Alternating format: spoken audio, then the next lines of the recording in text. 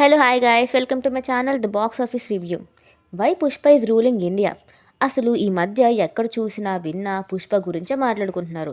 పైగా ఈ మధ్య మూవీస్ పెద్దగా లేకపోవడం వల్ల పుష్పకి మరింత హైప్ తెచ్చిపెట్టిందనే చెప్పాలి.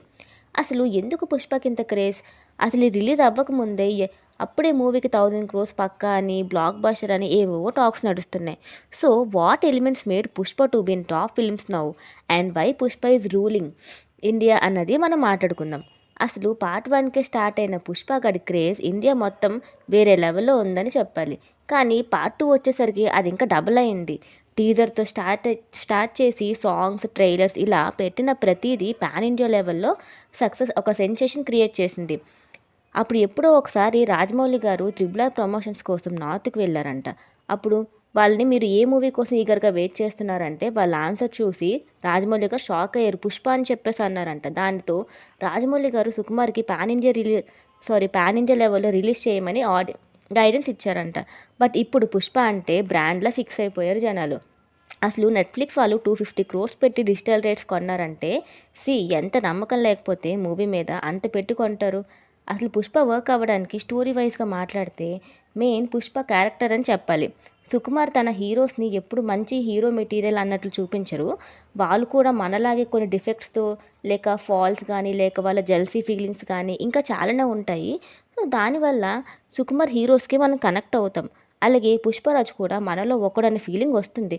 ఎందుకంటే తను ఒక ఎర్రచందనం స్మగ్లర్, క్రిమినల్ అయినా చాలా ఉన్నాయి. కానీ తన చైల్డ్హుడ్లో జరిగిన పోర్షన్స్ వల్ల తను ఎందుకు అలా బిహేవ్ చేస్తున్నాడు అని ఆడియన్స్కి క్లియర్గా అర్థమయ్యేలాగా చెప్తారు సుకుమార్ రైటింగ్స్తో.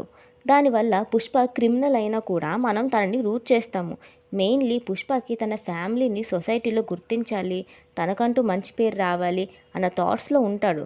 సో ఏదైనా స్టోరీ అండ్ రైటింగ్స్ పర్ఫెక్ట్గా ఉంటే మూవీని ఎవరు ఆపలేరు.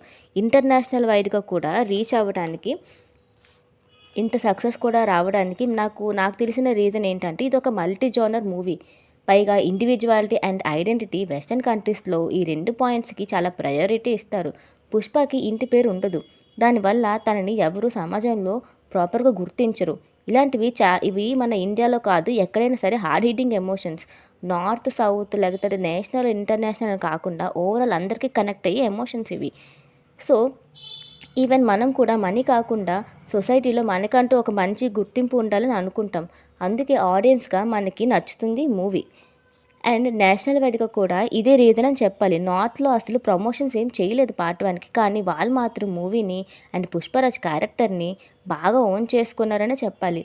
సో పుష్పకి ఇంతలా రూట్ చేయడానికి ఇవన్నీ ఒక రీజన్ అయితే, Allu Arjun acting and performance అన్నది రీజన్ అని చెప్పాలి.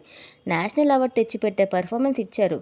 సో ఇవండి నాకు పర్సనల్గా అనిపించిన రీజన్స్. మీకు ఏమైనా అనిపిస్తే కింద కామెంట్ సెక్షన్లో చెప్పండి. Thanks for watching. If you like my work, do like, share and subscribe to my channel.